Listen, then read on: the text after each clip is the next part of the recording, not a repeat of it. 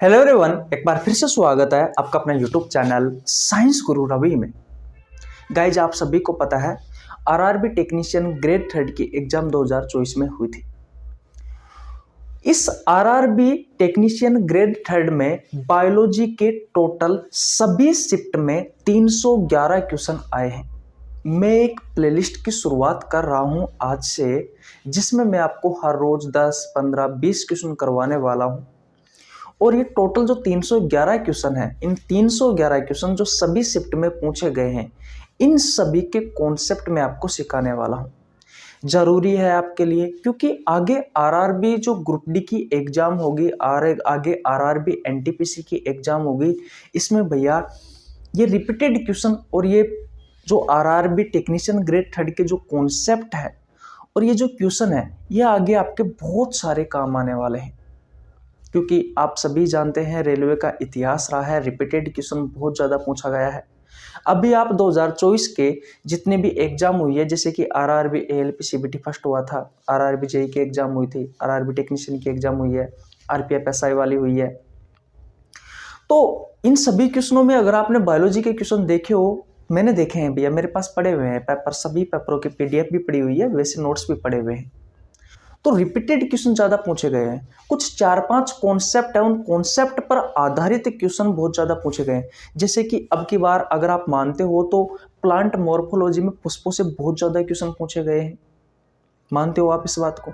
इसके अलावा रिप्रोडक्शन से भी बहुत सारे क्वेश्चन पूछे गए हैं। जो अलैंगिक जनन की विधियां है, इन अलैंगिक जनन की विधियों को तो भैया आप ये मान लीजिए कि घोट करके पी जाइए, क्योंकि यहाँ से बहुत सारे क्वेश्चन पूछे गए हैं। और आगे आने वाली जो एग्जाम है रेलवे की या फिर एसएससी की, उनमें भी भैया ये क्वेश्चन आपको देखने को मिलेंगे। ऐसे जैव निम्नीकरण और गैर जैव निम्नीकरण से भी क्वेश्चन पूछे गए हैं।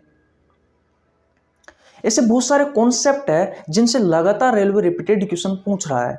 तो वो रेलवे के जो रिपीटेड क्वेश्चन है, अगर आप उनके कॉन्सेप्ट सीख लेंगे, है कि नहीं है, तो वो सभी क्वेश्चन आपको आगे जाकर के फायदा देने वाले हैं।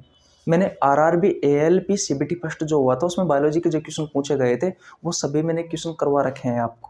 आपको नीचे लिंक डिस्क्रिप्शन में मिल जाएगा, प्लेलिस्ट का जाकर के देख लेना। आरआरबी जेई में बायोलॉजी से जितने भी क्वेश्चन पूछे गए हैं, वो सभी क्वेश्चन मैंने आपको करवा रखे हैं। मैंने ये टेक्नीशियन वाले क्वेश्चन नहीं करवाए, तो मैं टेक्नीशियन वाले क्वेश्चन करवा देता हूँ। रोज के 10, 15, 20, किसी दिन 10, किसी दिन 15, किसी दिन 20 क्वेश्चन करेंगे, तो बहुत जल्दी ही भैया हम ये सभी 311 क्वेश्चनों को कर लेंगे। एक प्लेलिस्ट बनेगी आराम से, कोई दिक्कत नहीं है देखना, लेकिन हर रोज देखना भैया।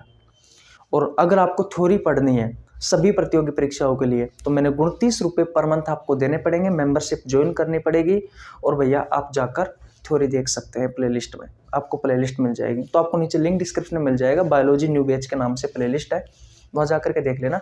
29 रुपये पर मंथ आपको देने पड़ेंगे, तभी जाकर के वो वीडियो ओपन होगी।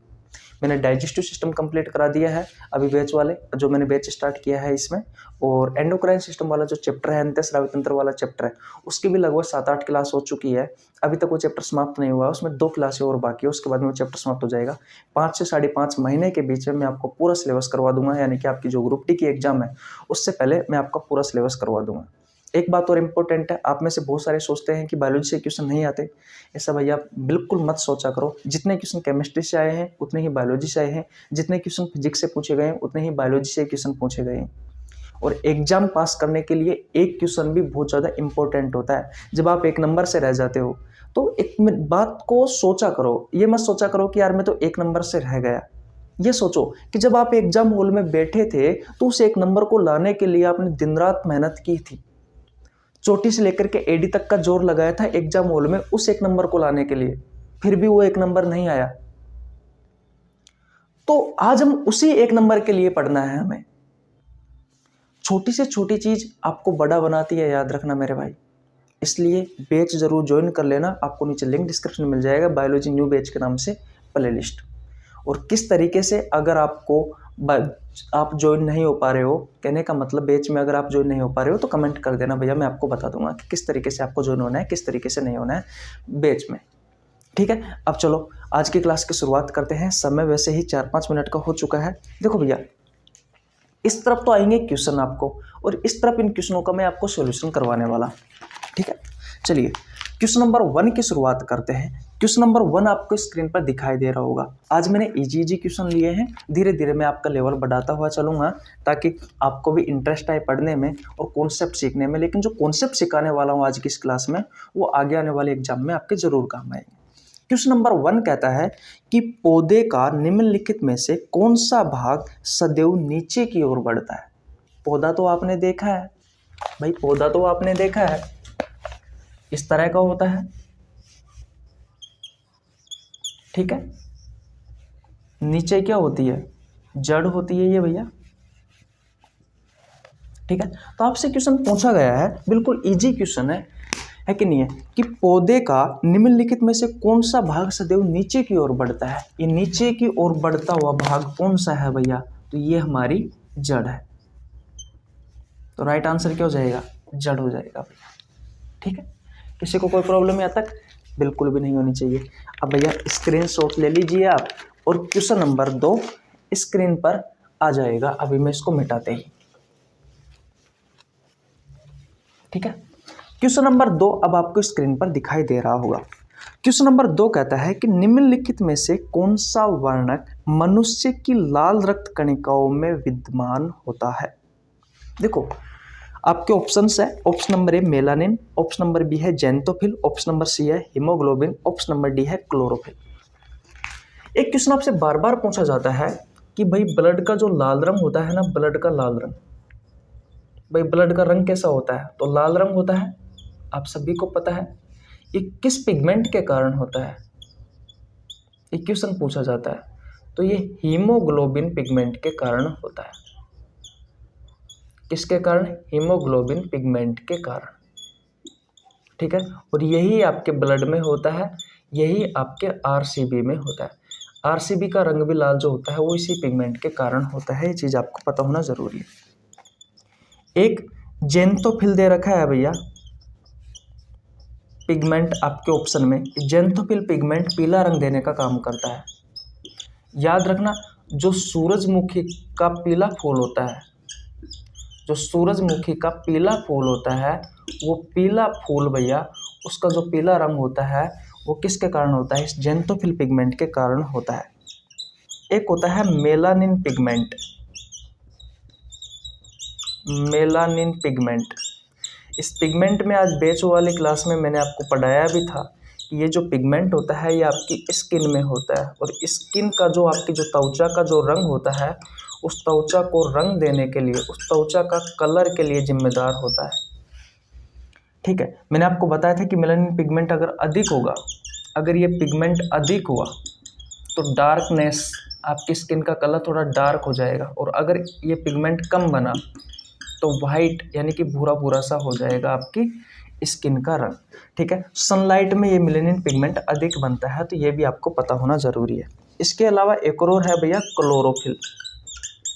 ये जो क्लोरोफिल पिगमेंट है ये ग्रीन, हरा रंग देता है भैया पादपों में, किस में, पादपों में। तो ये छोटी छोटी चीज़ें हैं, इनके बारे में आपको पता होना ज़रूरी है भैया, ठीक है। स्क्रीनशॉट ले लीजिए, स्क्रीनशॉट ले लीजिए, ले लिया स्क्रीनशॉट, ओके। आगे चलते हैं नेक्स्ट क्वेश्चन की ओर। देखो सारी चीज़ें आपको समझ में आएगी भैया, बस जुड़े रहना। बायोलॉजी हमारे ऊपर छोड़ देना, आपका एक भी क्वेश्चन नहीं छूटेगा, ये हमारी गारंटी है। बट शर्त मेरी ये है कि जो मैं रेगुलर क्लासें लेता हूँ उनको आपको लेनी पड़ेगी। अगर रेगुलर आप क्लासें नहीं लोगे तो फिर कैसे काम चलेगा यार। क्वेश्चन नंबर 3 आपके स्क्रीन पर दिखाई दे रहा होगा। मानव शरीर का कौन सा अंग रक्त को पंप करता है।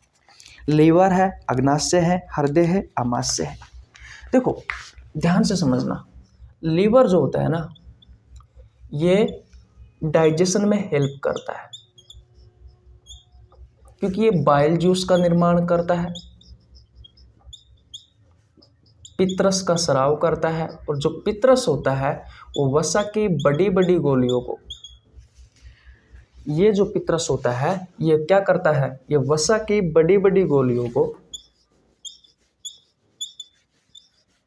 ये वसा की बड़ी बड़ी गोलियों को छोटी छोटी गोलियों में तोड़ने का काम करता है।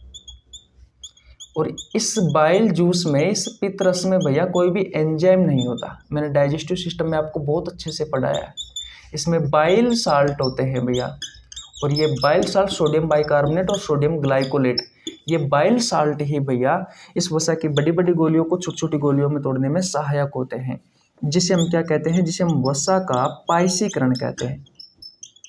तो आपसे क्वेश्चन पूछा जाता है कि पाइसीकरण में कौन हेल्प करता है, तो बाइल साल्ट करते हैं। बाइल साल्ट बाइल जूस में होते हैं। बाइल जूस का निर्माण जो होता है वो लीवर में होता है। तो यह से क्वेश्चन पूछे जाते हैं। इसका निर्माण तो होता है लीवर में, और ये जमा होता है गोल ब्लेडर में यानी कि पित्ताशय में, और ये कार्य करता है भैया स्मॉल इंटेस्टाइन में जाकर के। और स्मॉल इंटेस्टाइन में जाकर के क्या करता है, तो ये भैया भोजन के पाचन में हेल्प करता है। और भोजन में किसका पाचन करता है, ये वसा का डाइजेशन में हेल्प करता है भैया, वसा के पाचन में हेल्प करता है। और भी लीवर के बहुत सारे कार्य होते हैं, इसे स्टोर हाउस भी कहा जाता है। विटामिन के, ई, डी, ए, विटामिन के, ई, डी, ए ये सब इसमें स्टोर होते हैं। फैट भी इसमें स्टोर होती है, कोलेस्ट्रॉल का निर्माण होता है, बहुत सारे काम करते हैं। हमने डाइजेस्टिव सिस्टम में लीवर के बारे में बहुत अच्छे से पढ़ाया था आपको, ठीक है। पर पेंक्रियाज के बारे में बात की जाए तो पेंक्रियाज एक मिश्रित ग्रंथि है, एक मिक्स्ड ग्लैंड है। और मिश्रित ग्रंथि ऐसी ग्रंथि होती है जो भैया जूस भी बनाती है, एंजाइम भी बनाती है और हार्मोन भी बनाती है। मैंने बहुत अच्छे से पढ़ा रखा है। अगर मैं हार्मोन के बारे में बात करूं तो इस पेंक्रियाज में अल्फा सेल, बीटा सेल और डेल्टा सेल होती है, जिन्हें आइसलेट्स ऑफ लैंगरहैंस के नाम से भी जाना जाता है, लैंगरहैंस के दीपकाओं के नाम से भी जाना जाता है। अल्फा सेल ग्लूकागोन हार्मोन के स्राव में हेल्प करती है। बीटा सेल है वो इंसुलिन हार्मोन का सिक्रेशन करती है। ये जो इंसुलिन हार्मोन होता है ये रक्त में शर्करा की मात्रा को नियंत्रित करने में सहायक होता है। जब आपके ब्लड में ग्लूकोज की मात्रा या शर्करा की मात्रा ज़्यादा हो जाती है तो ग्लूकोज को ग्लाइकोजन में चेंज कर देता है कौन, इंसुलिन हार्मोन। और ये जो अल्फा सेल से निकलने वाला जो ग्लूकागोन हार्मोन होता है ये ग्लाइकोजन को ग्लूकोज में चेंज कर देता है। तो ये एक दूसरे के विपरीत काम करते हैं। अभी हमने एंडोक्राइन सिस्टम वाला चैप्टर बैच में जब पढ़ाया था तो आपको बहुत अच्छे से समझाया था वहाँ पर, ठीक है। अब यहाँ पर डिटेल में नहीं समझा सकता ना, क्योंकि हम क्वेश्चन के बारे में तो बता रहे हैं आपको। और जो ये जूस और जो एंजाइम का निर्माण है वो पेंक्रियाज की एप्सेल करती है। एप्सेल जो होती है वो पेंक्रियाटिक जूस का निर्माण करती है। मैं आपको बता देता हूँ कि किस तरीके से डाइजेशन में हेल्प करती है। ये पेंक्रियाज में एप्सेल होती है जो पेंक्रियाटिक जूस बनाती है। और इस पेंक्रियाटिक जूस में 3 एंजाइम होते हैं। पहला होता है अमाइलेज एंजाइम, दूसरा होता है ट्रिप्सिन एंजाइम और तीसरा होता है लाइपेज एंजाइम। ये कार्बोहाइड्रेट के पाचन में सहायक होता है, स्टार्च को माल्टोज में बदलता है। ट्रिप्सिन एंजाइम प्रोटीन के पाचन में हेल्प करता है, पेप्टोन्स या पेप्टाइड को एमिनो एसिड में बदलता है। लाइपेज एंजाइम जो होता है ये वसा की छोटी छोटी गोलियों को वसीय अम्ल प्लस ग्लिसरॉल में, फैटी एसिड प्लस ग्लिसरॉल में तोड़ने में सहायक होता है। सारी चीज़ें मैंने पढ़ा रखी है भैया। आमाशय से पेट जो होता है, पेट में भोजन 3 से 4 घंटे तक ठहरता है, पेट में प्रोटीन का पाचन होता है, मैंने आपको बहुत अच्छे से पढ़ा रखा है। हृदय जो होता है ना, हृदय रक्त को पंप करने का काम करता है। हार्ट जो होता है ना, ये हार्ट क्या करता है, ये ब्लड को पंप करने का काम करता है, ब्लड को पंप करने का काम करता है, ये याद रखना। अब किस तरीके से करता है अभी मैं आपको सारी चीज़ें बताऊंगा तो टाइम ज़्यादा हो जाएगा। मैंने ब्लड सर्कुलेटरी सिस्टम वाला चैप्टर बहुत अच्छे से पढ़ा रखा है, जाकर के देख लेना भैया।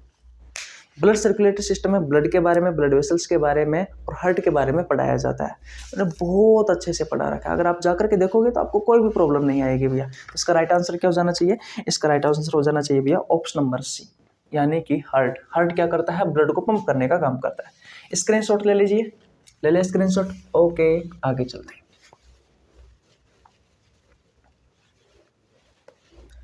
देखो सारी चीज़ें समझ में आएगी मेरे भाई अगर आप हमारे साथ रेगुलर जुड़े रहोगे। अगर रेगुलर नहीं जुड़े रहोगे तो कैसे चीज़ें समझ में आएगी यार। समय निकलता हुआ जा रहा है, जितना हो सके उतना सीख लीजिए। क्वेश्चन नंबर 4, निम्नलिखित में से कौन सा प्लास्टर ऑफ पेरिस का सबसे आम अनुप्रयोग है। आपके ऑप्शंस है, ऑप्शन नंबर ए टूटी हुई हड्डियों को सहारा देने के लिए सांचा बनाना, ऑप्शन नंबर बी है जल की कठोरता को दूर करना, ऑप्शन नंबर सी है अग्निशामक में, ऑप्शन नंबर डी है कोई नहीं। बताओ इसका राइट आंसर क्या होगा। इसका राइट आंसर होगा भैया option number A, plaster of Paris. देखो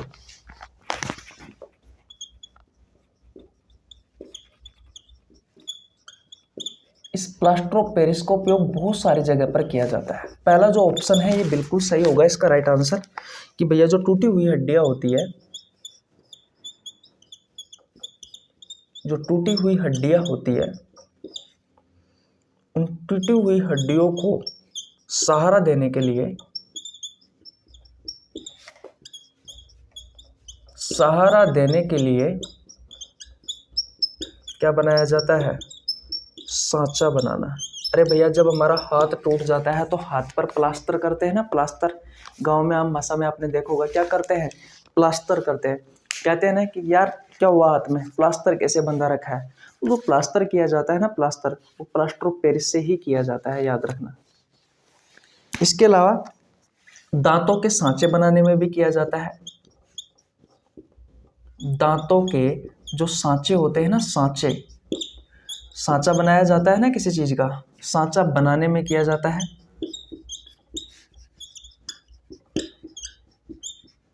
उसके अलावा तीसरे नंबर पर आपको क्या याद रखना है, तीसरे नंबर पर चौक नहीं होता है क्या, चौक, चाक, चाक कहते हैं। ब्लैक बोर्ड पर लिखा जाता है, ब्लैक बोर्ड पर लिखने वाला चाक, उस चाक के निर्माण में प्लास्टर ऑफ पेरिस का ही उपयोग किया जाता है, याद रखना। इसके अलावा जो खिलौने होते हैं ना, खिलौने, उन खिलौने में भी उपयोग किया जाता है। बिल्डिंग मटेरियल के रूप में भी उपयोग में लिया जाता है प्लास्टर ऑफ पेरिस का। और सजावटी सामान, मूर्तियां बनाने में भी उपयोग किया जाता है। सजावटी सामान, मूर्तियां बनाने में भी प्लास्टर ऑफ पेरिस का उपयोग किया जाता है, याद रखना। तो ये बहुत सारे होते हैं, लेकिन ज़्यादातर जो क्वेश्चन पूछा जाता है वो यही पूछा जाता है कि प्लास्टर ऑफ पेरिस का जो उपयोग किया जाता है वो टूटी हुई हड्डियों को सहारा देने के लिए किया जाता है, या टूटी हुई हड्डियों को के सहारे के लिए जो सांचा बनाया जाता है उसी में किया जाता है भैया। ठीक है, तो स्क्रीनशॉट ले लीजिए। क्वेश्चन नंबर 4 आपका क्लियर हो गया है, हो गया है क्वेश्चन नंबर 4 क्लियर। ओके,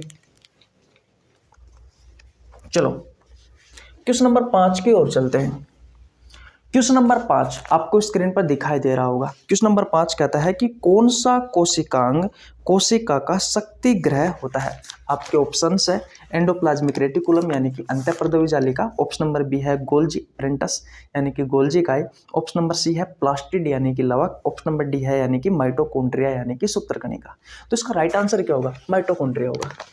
देखो भैया, ये जो माइटोकॉन्ड्रिया होता है ना, इसमें कोशिकीय श्वसन की प्रोसेस होती है।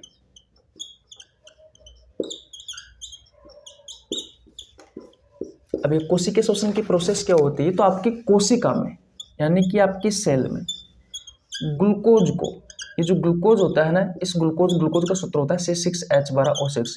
इस ग्लूकोज को ऑक्सीजन की उपस्थिति में तोड़ा जाता है, कार्बन डाइऑक्साइड, जल और ऊर्जा का निर्माण किया जाता है। और हमारे शरीर में जो ऊर्जा बनती है, मैं आपको पहले भी बता चुका, वो एटीपी के रूप में बनती है।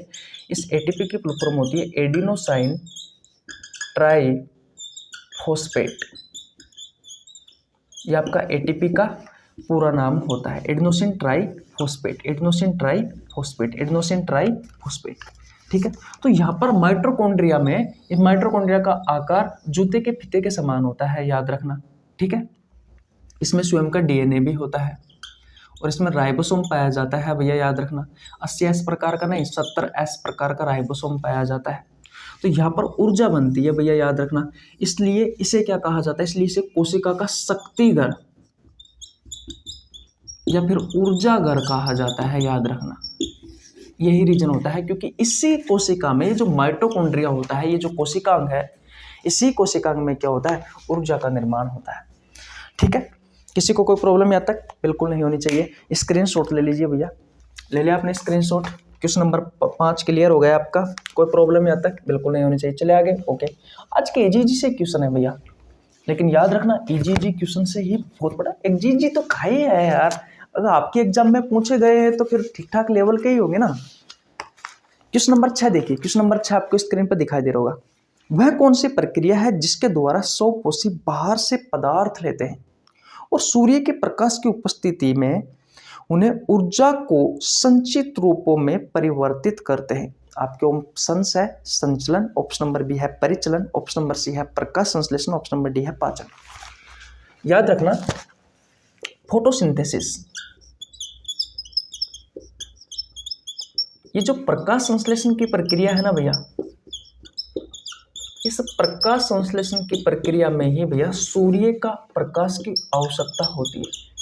तो जब भी आपको सूर्य के प्रकाश के बारे में पूछा जाए, जब भी आपको सूर्य के प्रकाश के बारे में पूछा जाए और कौन सी प्रोसेस के बारे में, सूर्य के प्रकाश का नाम दिया गया हो अगर क्वेश्चन में, है कि नहीं, और कोई सी प्रक्रिया के बारे में पूछा जाए तो बता देना भैया प्रकाश संश्लेषण है वो प्रक्रिया। क्योंकि इसमें क्या होता है कि वातावरण से तो कार्बन डाइऑक्साइड ली जाती है, जड़ों से लिया जाता है पानी यानी कि जल, है कि नहीं है, सनलाइट सूर्य के प्रकाश और क्लोरोफिल इस पिगमेंट की सहायता से, क्लोरोफिल ही आएगा या कुछ और आएगा। मैं आपसे कह रहा था कि प्रकाश संश्लेषण की प्रक्रिया में क्या होता है कि वातावरण से तो कार्बन डाइऑक्साइड लिया जाता है, जड़ से लिया जाता है जल, सूर्य का प्रकाश और क्लोरोफिल जो पिगमेंट है इसकी उपस्थिति में भैया यहाँ पर क्या बनता है, C6H12O6, ये ग्लूकोज बनता है भैया। ये क्या है, ये ग्लूकोज है, या फिर आप कह सकते हो ये भोजन है भैया पादपों का। साथ ही साथ में जल बनता है और ऑक्सीजन बनता है। तो ये प्रोसेस होती है भैया, इस प्रोसेस को कहा जाता है फोटोसिंथेसिस, प्रकाश संश्लेषण की प्रक्रिया। ठीक है, किसी को कोई प्रॉब्लम बिल्कुल भी नहीं होनी चाहिए भैया। तो ये प्रोसेस होती है। तो आपसे क्वेश्चन यही पूछा गया है कि वह कौन सी प्रक्रिया है जिसके द्वारा स्वपोषी क्या होते हैं, जो स्वयं अपना भोजन बनाते हैं वो होते हैं स्वपोषी। हम जो है वो परपोषी है, स्वयं अपना भोजन नहीं बनाते, लेकिन जो पेड़ पौधे होते हैं वो स्वपोषी होते हैं, जो स्वयं अपना भोजन बनाते हैं।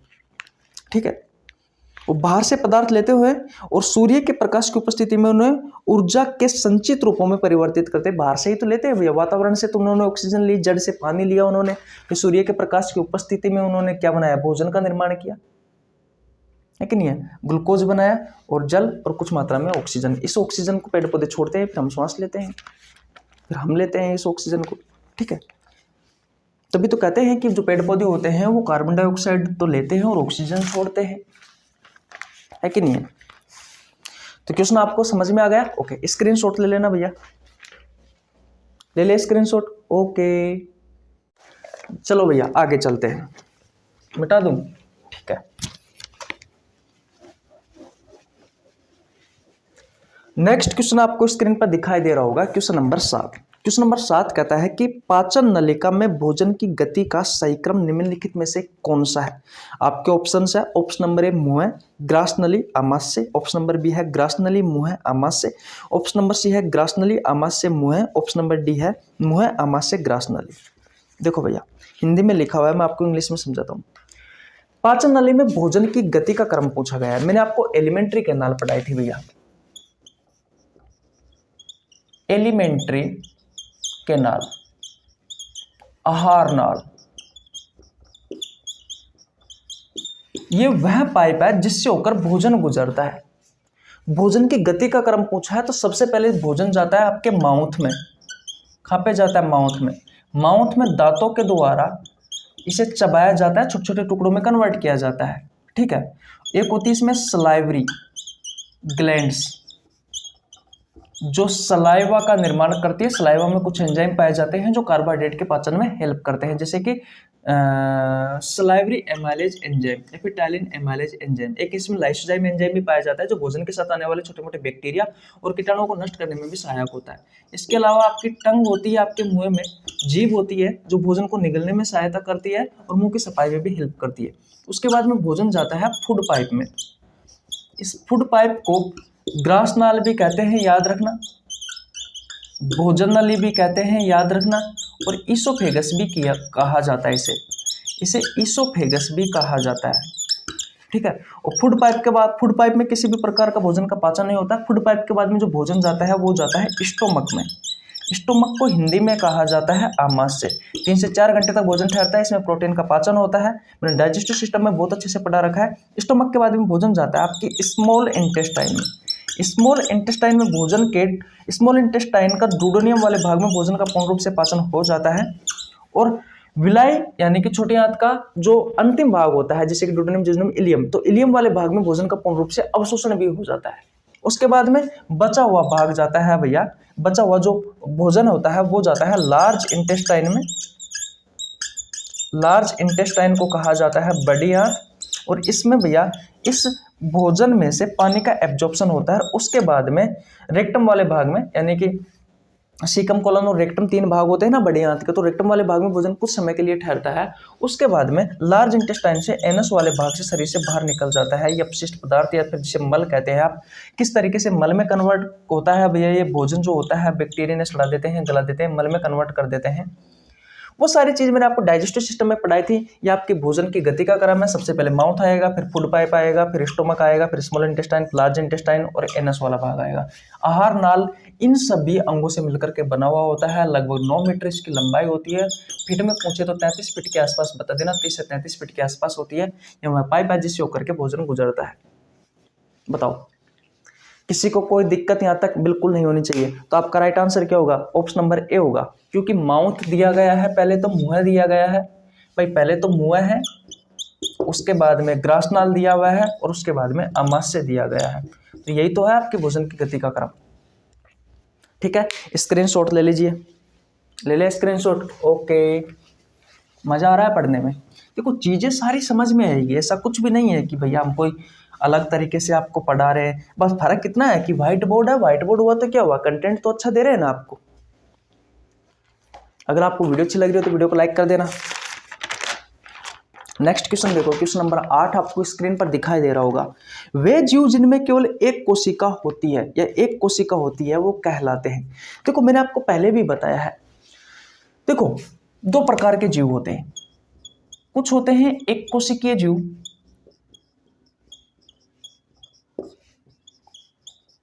और कुछ होते हैं बहुकोशिकीय जीव।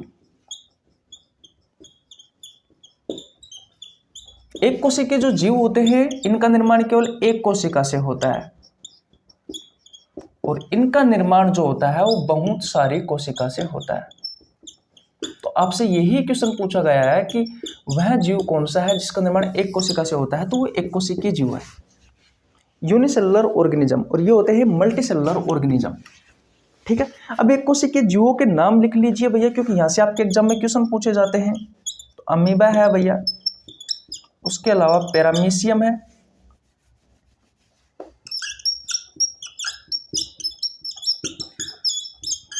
यूग्लिना है, बैक्टीरिया है, इष्ट है, कवक, एक है भैया जिसका नाम है खमीर। ठीक है, कौन सा है? इष्ट, कवक, खमीर, जो कुछ भी है। एक है क्लेमाइडोमोनास,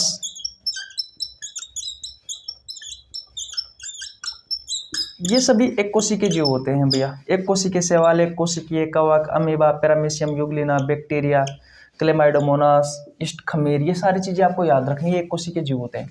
और बहुकोशिकीय जीवों में तो हम भी आते हैं यार, पेड़ पौधे भी आते हैं, बहुकोशिकीय शैवाल भी आते हैं, बहुकोशिकीय कवक भी आते हैं, है कि नहीं है? तो वो सारी चीजें हो जाती है। एक कोशिकीय जीवों से ज्यादातर क्वेश्चन पूछे जाते हैं। मैंने आपको नाम लिखवा दिया, अलग से पर्सनल क्लास में मैंने ले रखी है भैया एक कोशिकीय जीवों पर, तो जा करके देख लेना।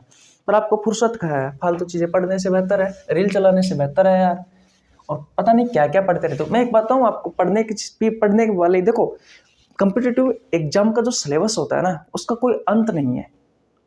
एक छोटी सी चीज बताता हूँ, बहुत काम की चीज है।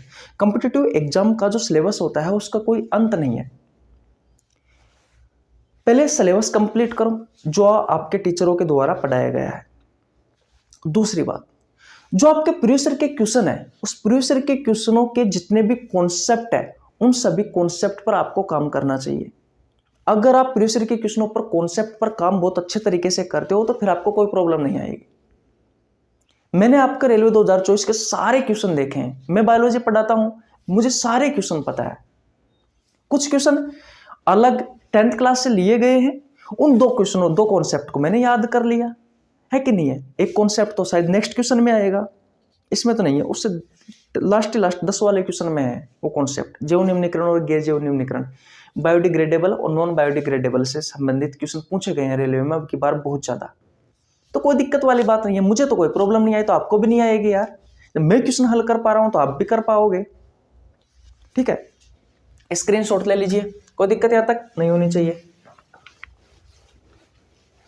कितने क्वेश्चन हो गए? 8 हो गए ना।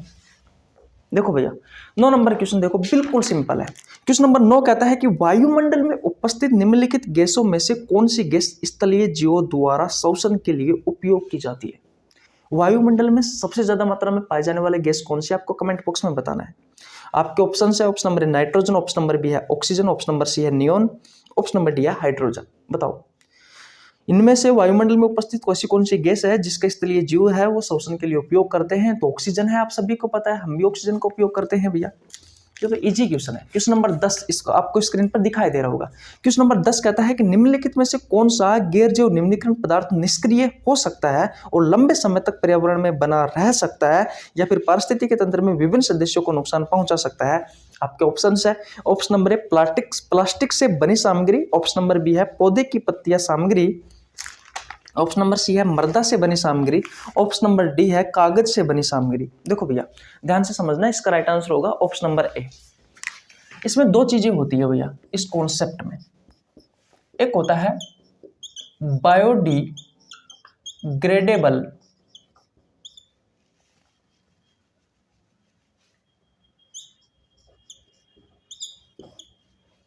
यानी कि जैव निम्नीकरण, ठीक है, और एक होता है नॉन बायोडिग्रेडेबल। एक होता है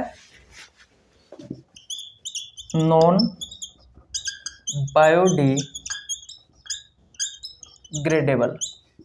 यानी कि गैर जैव निम्नीकरण। इनके पदार्थों से ज्यादा क्वेश्चन पूछे जाते हैं, तो याद रखना जो जैव निम्नीकरण ऐसे पदार्थ होते हैं जिनका अपघटन किया जा सकता है। इनका तो अपघटन हो जाता है किसके द्वारा, जो सूक्ष्म जीव होते हैं ना, उन सूक्ष्म जीवों के द्वारा इनका तो क्या हो जाता है, अपघटन। जैसे कि कागज है, फल है, सब्जियां है, सूती वस्त्र है, ठीक है, ये आपके ऑप्शन में ज्यादा पूछे जाते हैं इसलिए मैंने लिखे हैं।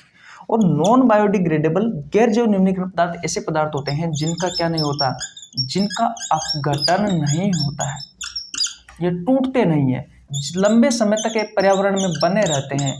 ऐसे पदार्थों को कहा जाता है गैर जैव निम्नीकरण पदार्थ। एग्जाम्पल के बारे में बात करें तो जैसे कि कांच की बोतल, कांच की बोतल आपने देखो होगा पर्यावरण में लंबे समय तक बनी रहती है। रबड़ हो गए, पॉलीथीन हो गई, प्लास्टिक हो गई, तो ये सारी ऐसी चीज है जिनका अपघटन सूक्ष्म जीवों के द्वारा नहीं होता है, ये जल्दी से टूटते नहीं है, लंबे समय तक पर्यावरण में बने रहते हैं। ऐसे को कहा जाता है गैर जैव निम्नीकरण। इनके एग्जाम्पल से बहुत ज्यादा क्वेश्चन पूछे जाते हैं। तो अगर आप देखो तो इनमें गैर जैव निम्नीकरण के बारे में पूछा गया है कि भैया निम्नलिखित में से कौन सा गैर जैव निम्नीकरण पदार्थ निष्क्रिय हो सकता है और लंबे समय तक पर्यावरण में बना रह सकता है या फिर पारिस्थितिकी तंत्र के विभिन्न सदस्यों को नुकसान पहुंचा सकता है। तो वो है प्लास्टिक, ऑप्शन नंबर ए। प्लास्टिक से बने जितनी भी सामग्रियां है इनका भैया सूक्ष्म जीवों के द्वारा अपघटन जल्दी से नहीं होता है, ये लंबे समय तक पर्यावरण में बने रहते हैं। इन चीजों के बारे में आपको पता होना जरूरी है मेरे भाई, ठीक है। तो बस इसका राइट आंसर ऑप्शन नंबर ए होगा। यहाँ तक की चीजें आपको बहुत अच्छे से समझ में आ गई होगी। कल हम और भी ज्यादा क्वेश्चन लेके आएंगे धीरे धीरे हम। लेकिन मैं आपसे फिर कहता हूँ, अगर आपने बायोलॉजी का बैच ज्वाइन नहीं किया तो जाकर के कर लेना भैया। अगर आपको बैच लेना है तो कमेंट कर देना कमेंट बॉक्स में, फिर मैं आपको बता दूंगा कि किस तरीके से लेना है, किस तरीके से नहीं लेना है। इसकी प्लेलिस्ट मिल जाएगी, जाकर के देख सकते हैं आप, ठीक है भाई। आज यहीं तक रखते हैं। 10 क्वेश्चन हमारे कंप्लीट हो गए। कल क्वेश्चन नंबर 11 से शुरुआत करेंगे। टोटल 311 क्वेश्चन है, सारे क्वेश्चन करवाऊंगा भैया मैं इस प्लेलिस्ट में आपको। Bye bye.